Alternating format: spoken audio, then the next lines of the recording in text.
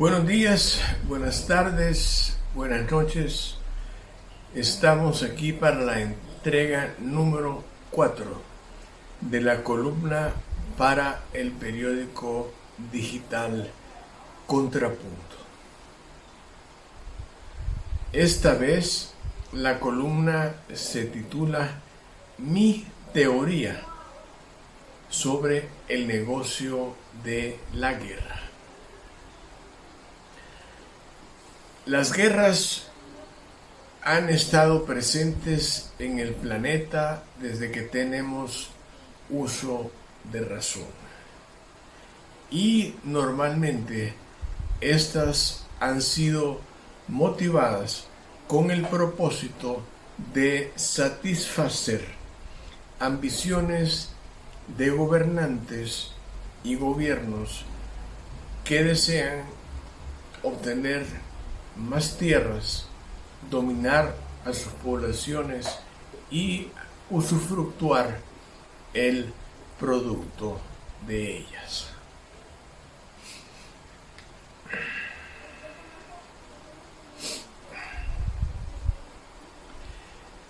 Este tipo de actuación condujo a la Primera Guerra Mundial, que se desarrolló entre 1914 y 1918. Se enfrentó entonces la Triple Alianza integrada por Francia, Inglaterra y Rusia, quienes disputaban el control territorial en contra de los imperios alemán y austrohúngaro. Los Estados Unidos, territorio fuera del continente europeo, ingresa a la guerra en 1917 como aliado de la Triple Alianza. La guerra termina con una victoria para estos el 11 de noviembre de 1918. Los imperios alemán y austrohúngaro fueron derrotados.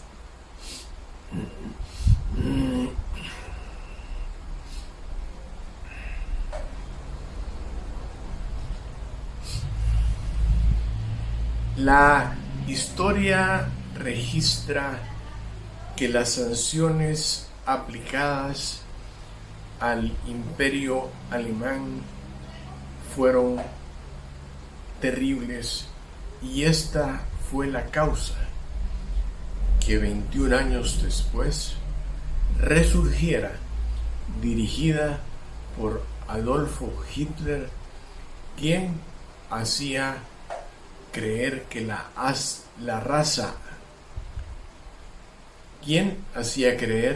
raza aria era la raza superior y que dominaría al mundo.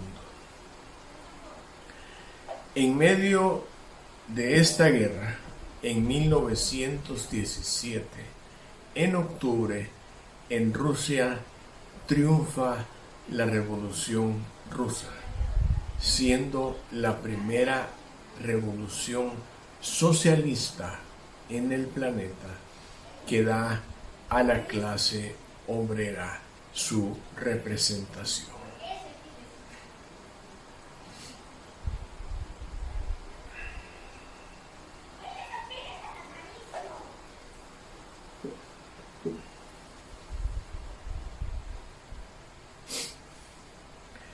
Alejado del territorio europeo, Estados Unidos de nuevo decide participar en el conflicto bélico, y al final es derrotado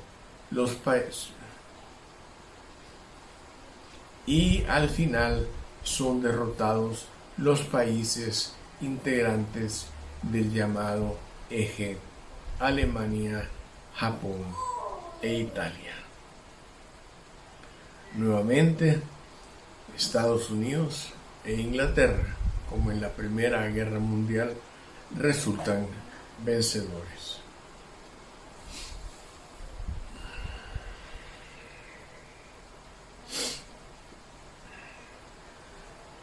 Las consecuencias de la Segunda Guerra Mundial son desastrosas para Europa.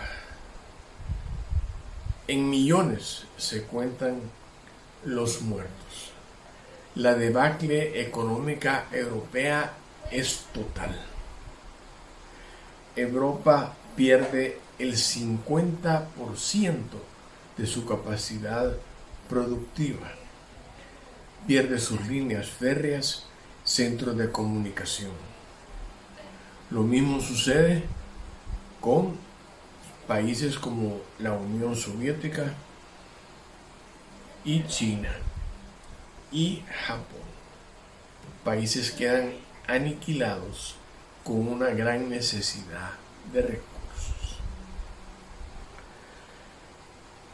¿Qué sucede en Estados Unidos? En Estados Unidos, aparte del ataque a Pearl Harbor en las islas de Hawái, no sufre ni una batalla, ni una confrontación militar. Y esto hace que su economía llegue a crecer hasta un 10% como Producto Interno Bruto durante todos los años de la guerra. Y en 1945, cuando la guerra finaliza, Estados Unidos se ha convertido en la fábrica del mundo. Controla 2/3, es decir, el 75% de las reservas de oro del mundo, y es el acreedor de la deuda de todos los países, incluidos la Unión Soviética y China. Todos le deben a Estados Unidos. Sin duda, Estados Unidos se ha convertido en el ente comercial y el ente industrial número 1 del mundo. Pero además, después de finalizada la guerra, detona 2 bombas nucleares en Japón, y eso lo convierte en la primera potencia armada del mundo. Es decir, la Segunda Guerra Mundial se convirtió en el mejor negocio de la historia para los Estados Unidos.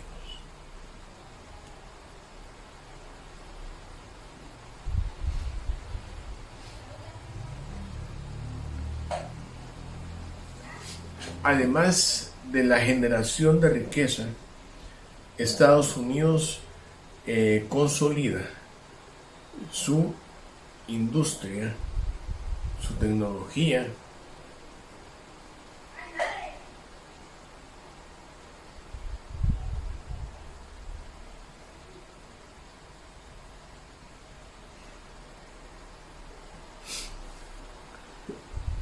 este escenario, el que los Estados Unidos se vuelva la primera potencia en comercio, en industria y armamento, me conduce a considerar que la guerra fue la causante de esto, y por lo tanto el negocio de la guerra debe reformarse, debe cambiar. Las guerras resultan tan rentables que no es posible abandonar el negocio. Y los involucrados en la guerra, los más beneficiados, los dueños de la industria armamentista y los dueños de la banca central, deben asegurar su continuidad. Ahora bien, de la historia y de esta guerra han aprendido algo. Las guerras deben pelearse fuera de su territorio. Además, deben involucrarse, aumentar su poder en los gobiernos. Por una razón: el gobierno financia sus industrias, ordena armas. 2. Aprueba la participación o no en conflictos y decide si vende o no armas. Entonces es necesario que su poder se extienda a los miembros del gobierno.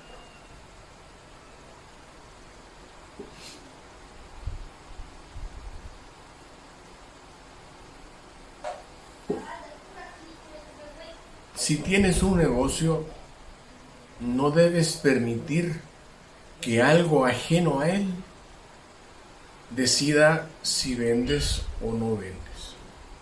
Entonces, las guerras deben de dejar de ser sucesos que acontecen para que un grupo de países o un gobernante decida conquistar un país, y entonces empiezas a producir las armas que va a necesitar. Un negocio no puede operar así.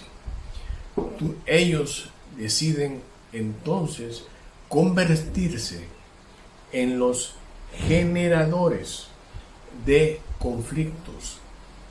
Deben crear guerras o forzarlas.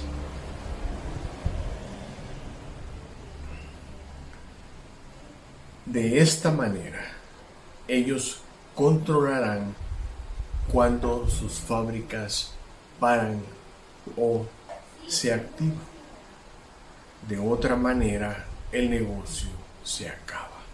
Y aquí es donde creo yo que la función o el origen de las guerras cambia. Ya no es por la ambición de gobernantes o de grupo de naciones que deseen conquistar territorio. A partir de entonces, las guerras van a ser provocadas.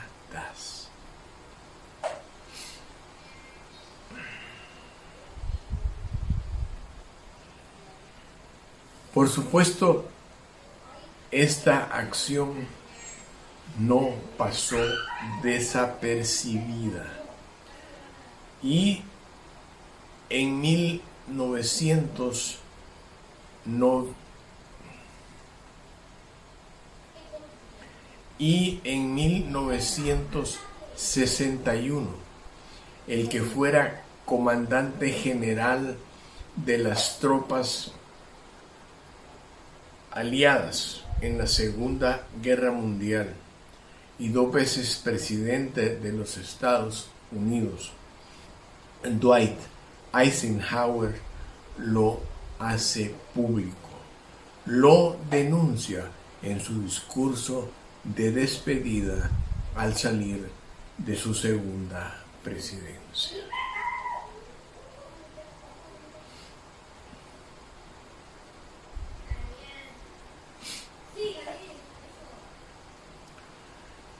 ¿Se trató de hacer algo?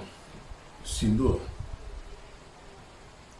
Y posiblemente la muerte del presidente Kennedy sea una de las fatalidades. ¿Se trató de hacer algo? Sí.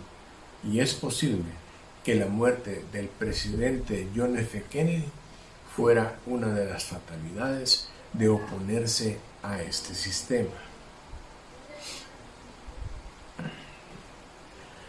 Ahora bien, una guerra es necesaria.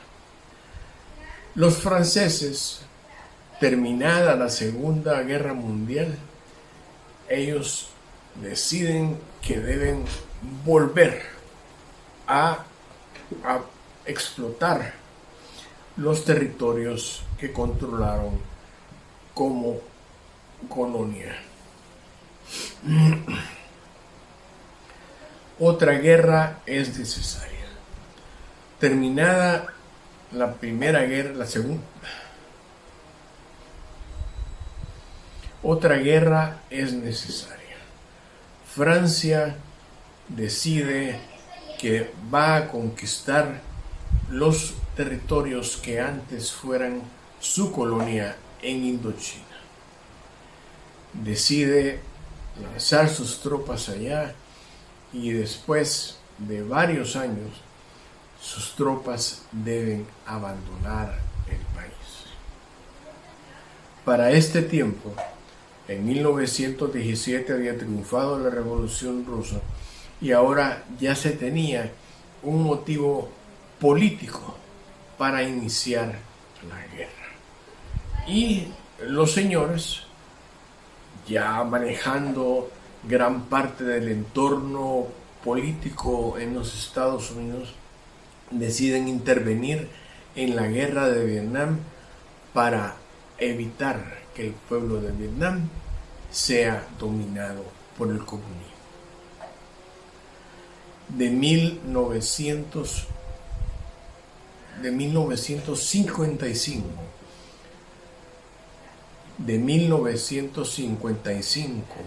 a 1975 dura la guerra en Vietnam.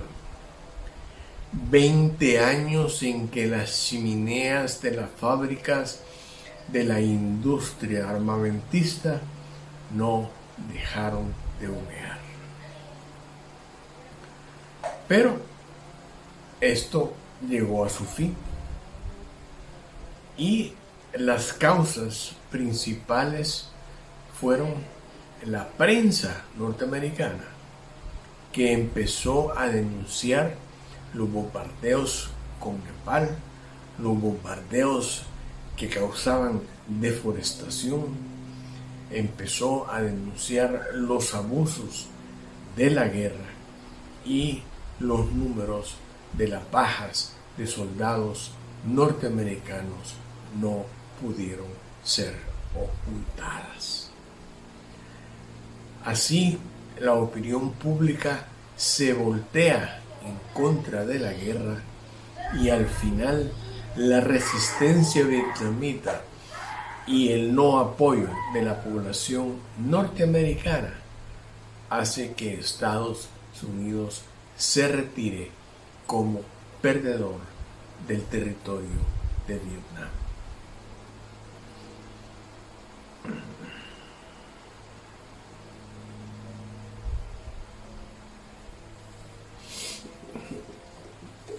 Se estima que 141.000 millones de dólares se invirtieron en la guerra de Vietnam. ¿Sabes tú quién se benefició de esta inversión? La industria armamentista y la banca central, además de los corruptos miembros del gabinete y gobierno que ya recibían sus emolumentos de estas industrias. Ahora bien, ¿quién pagó la guerra? Esa cantidad de dinero la pagaron los ciudadanos norteamericanos como alza de impuestos y alta inflación. Es decir, el pueblo paga por la guerra y los que ganan son la minoría dueña de estas empresas. Creo que no tiene nada de justo. Nadie es responsable por las vidas de los dos bandos perdidos en esa guerra. Está claro, nadie. Pero hay autores intelectuales, definitivamente. pero libres de culpa. El negocio sigue siendo pujante.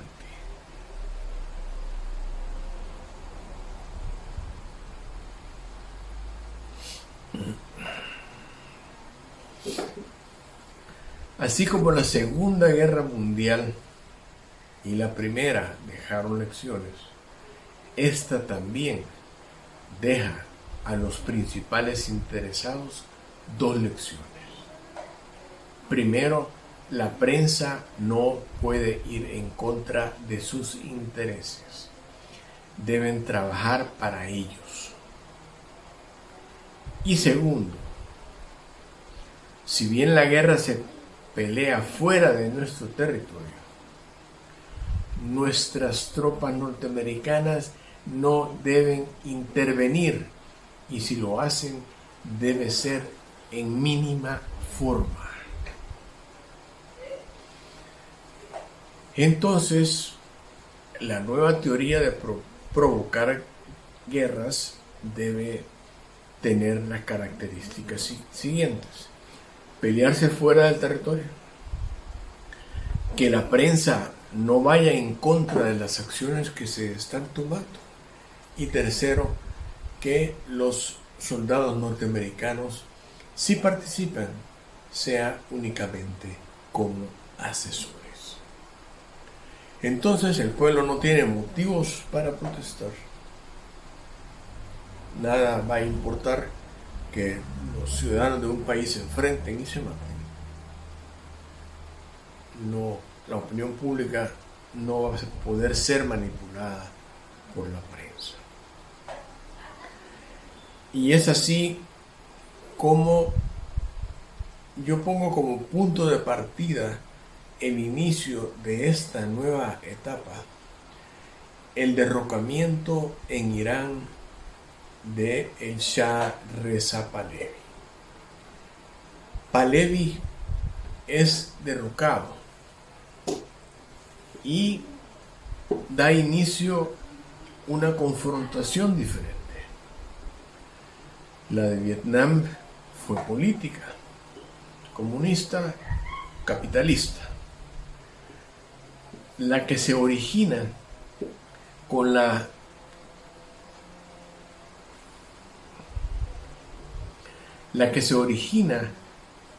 el derrocamiento del Shah Reza Pahlavi será la confrontación religiosa. Y el ayatolá Khomeini, un islamista, ocupa la presidencia. Y todo esto fue promovido por el gobierno de James Carter, demócrata. Este tipo de guerras debe extenderse. Y en África la política no funciona, lo religioso tampoco, pero las diferencias étnicas son el motor para impulsar la guerra. Tú eres de una etnia, yo de la otra, yo quiero dominarte, me peleo, nos matamos, y así África empieza a bañarse de sangre. En América se continúan con las guerras políticas y todos los gobiernos militares que fueron instaurados por los Estados Unidos para protegerse entonces de la invasión comunista proveniente de Cuba son derrocados. Todos. Empezó esta acción con la operación Cóndor en el sur de América. Estados Unidos acusaba a los gobiernos militares de violar los derechos humanos y apoyaba inicialmente políticamente las causas terroristas. Y a través de organizaciones no gubernamentales enviaba dinero a los terroristas. Así el baño de sangre de América empezó a elevarse del sur hacia el norte hasta llegar a extremos como los de Nicaragua y El Salvador. Nuestras guerras fueron provocadas. Fuimos unos estúpidos al hacer caso de la propaganda y nos matamos entre hermanos. Esta es mi teoría sobre la guerra. Por supuesto, para ellos el negocio es redondo. Financian las armas a los dos bandos. Una vez el país está destruido, su industria devastada, ellos vienen y te prestan el dinero para que reactives tu industria, para que reconstruyas tu país.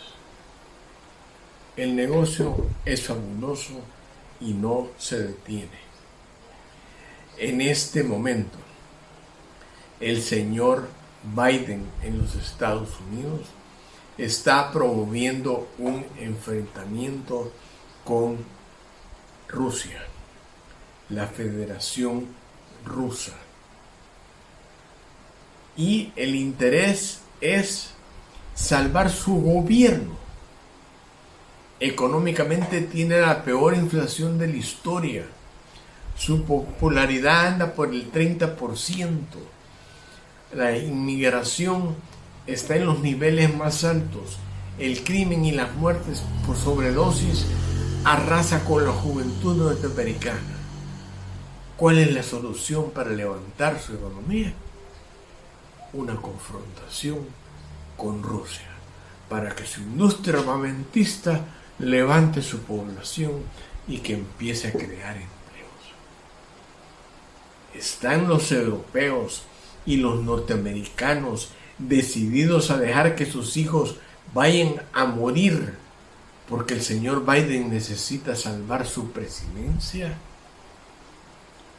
La historia nos lo dirá. Gracias, Dios los bendiga, hasta pronto.